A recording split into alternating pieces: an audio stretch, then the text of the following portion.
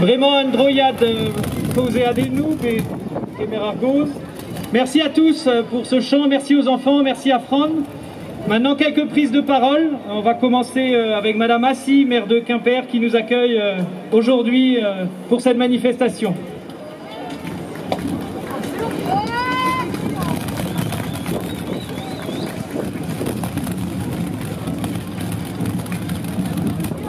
Die Gewermaat dan Nord et Quimper évite difen à Rizonek. Marplich.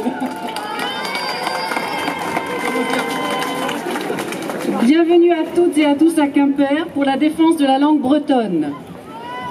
Je suis très heureuse de pouvoir vous accueillir toutes et tous aujourd'hui. À ma connaissance, c'est la première fois depuis une quinzaine d'années qu'un appel aussi large est lancé. Une mobilisation historique à la hauteur du sujet qui nous unit aujourd'hui. Partout en Bretagne, les acteurs se mobilisent depuis de très nombreuses années pour faire vivre la langue bretonne, pour renforcer sa place dans l'espace public, pour créer en langue bretonne, pour simplement vivre en langue bretonne. Nous savons l'importance de la mobilisation pour réussir cela.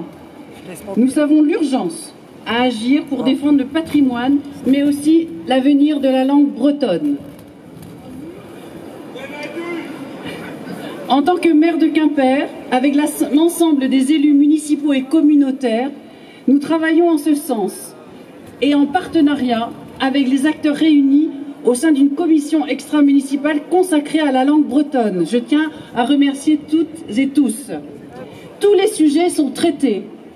Mise en pratique accrue du bilinguisme dans la communication, dispositif de soutien à la création, renforcement de l'offre de formation en langue bretonne. Ainsi, une 3e école publique ouvrira une classe bilingue de maternelle à la rentrée 2021 à Ergué-Armel. C'est une grande satisfaction.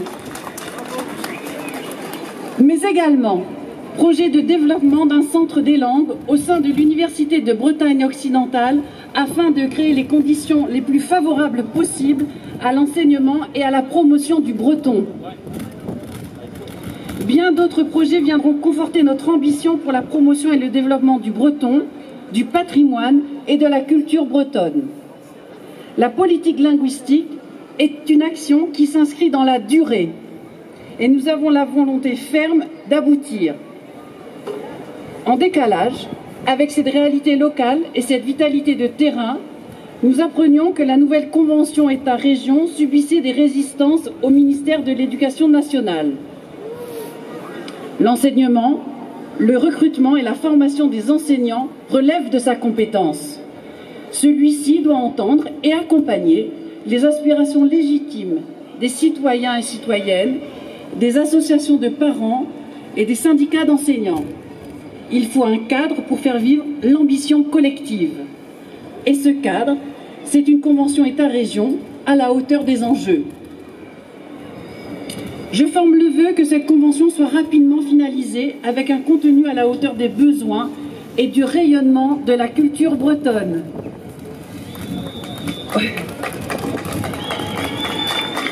Au vu du nombre de présents aujourd'hui, je ne doute pas que nous soyons entendus.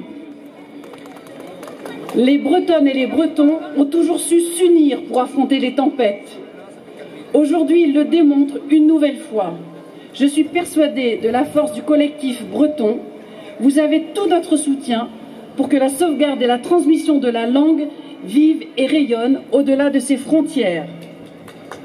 Unis, nous serons forts. Unanet, non, désolé. Unanet et Vim, craint. Tregarez.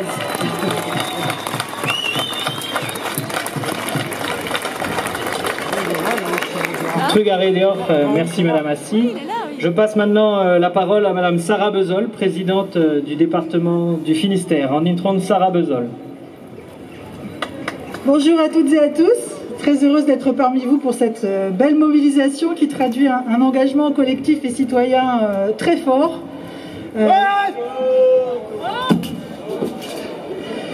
Nous sommes bretonnants et nous sommes ici. Nous ne sommes pas bretonnants et nous sommes ici. Nous sommes nés en Bretagne et nous sommes ici. Nous ne sommes pas nés en Bretagne et nous sommes ici. Tout cela traduit le fait que nous ne sommes pas là pour des intérêts particuliers, nous ne sommes pas là pour une catégorie, nous sommes vraiment là pour l'intérêt général parce que nous savons toutes et tous que lorsqu'une langue meurt, c'est un monde qui disparaît et nous sommes ici pour le protéger. Nous avons une langue, protégeons-la.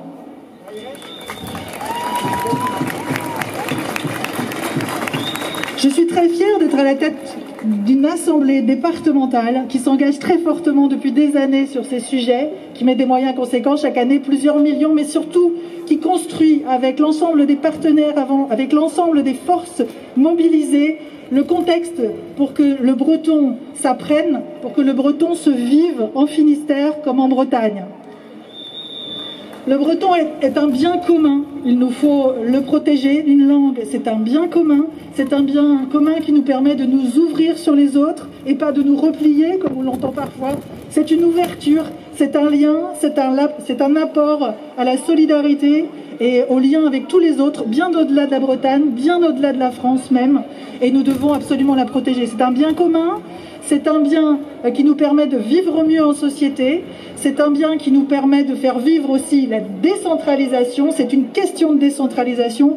Et pour toutes ces raisons, le Conseil départemental et les élus du Conseil départemental qui sont présents ici aujourd'hui et tous les autres soutiennent évidemment la démarche telle qu'elle est présente aujourd'hui et soutiennent toutes les forces pour qu'une véritable convention soit signée pour que nous puissions continuer à œuvrer tous ensemble comme nous le faisons pour que vive la langue bretonne en Bretagne et largement au-delà de ses frontières.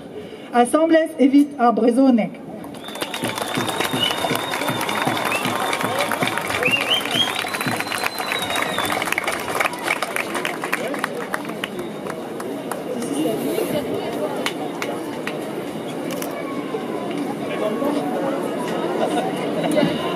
Trugarez dans Nintron Sarabezol, Brément et vos Argos dans Nautrou Chéné-Girard. Maintenant la parole au président de région, Loïc Chéné-Girard.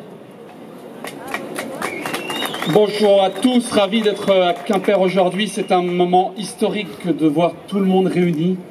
Je crois que lorsque nous sommes réunis, nous sommes forts. Lorsque la Bretagne est réunie, elle est forte, elle est capable de déplacer des montagnes et de réussir des actions, des engagements qui nous dépassent et qui ressemblent à ce que nous sommes. Des hommes et des femmes venus de partout, des hommes et des femmes qui habitons ici, qui connaissons nos racines, qui restons ouverts au monde et qui voulons aller au-delà, loin, encore plus loin, toujours plus loin. Nous avons à travailler et à faire en sorte que pour nos langues de Bretagne, nous puissions continuer à avancer et à faire en sorte que nos enfants puissent apprendre le breton, apprendre le gallo, partout où ils le veulent, quand ils le veulent, dans la sérénité. Je sais la fatigue. Je sais la fatigue des enseignants, je sais la fatigue des militants, je sais la fatigue des réseaux de parents, je sais la fatigue de celles et ceux qui ont l'impression d'être obligés de combattre pour apprendre la langue, pour faire parler la langue. Nous avons besoin de continuer cela dans la sérénité, je le disais, et de faire en sorte d'entendre et de faire entendre que nous avons une responsabilité, c'est de faire en sorte qu'après nous, nos langues soient encore vivantes.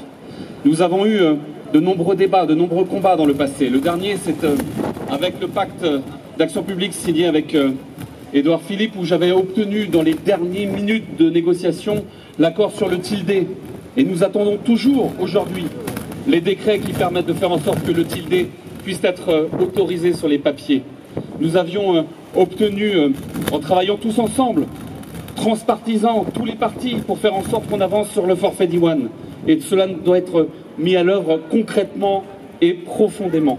Nous avions aussi obtenu d'avancer encore une fois sur ces sujets de formation des enseignants qui sont une des clés pour réussir demain. Alors aujourd'hui, il y a le débat sur la convention, nous devons continuer à discuter, continuer à travailler et nous ne signerons jamais une convention au rabais en deçà de nos ambitions. Nous devons travailler pour encore une fois permettre l'avenir des langues, l'avenir du breton, l'avenir du gallo en Bretagne. Et enfin, il y a la loi Molac, cher Paul. Cette loi Molac, ce texte qui sera voté dans quelques jours, et cette journée où nous sommes tous unis permet de montrer l'attention, de montrer l'unité, de montrer la force de la Bretagne. Merci à tous, restons unis et travaillons pour l'avenir.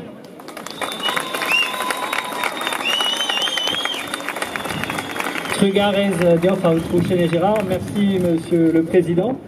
Après les trois collectivités, maintenant je vais passer la parole à différents parlementaires, en commençant par le député.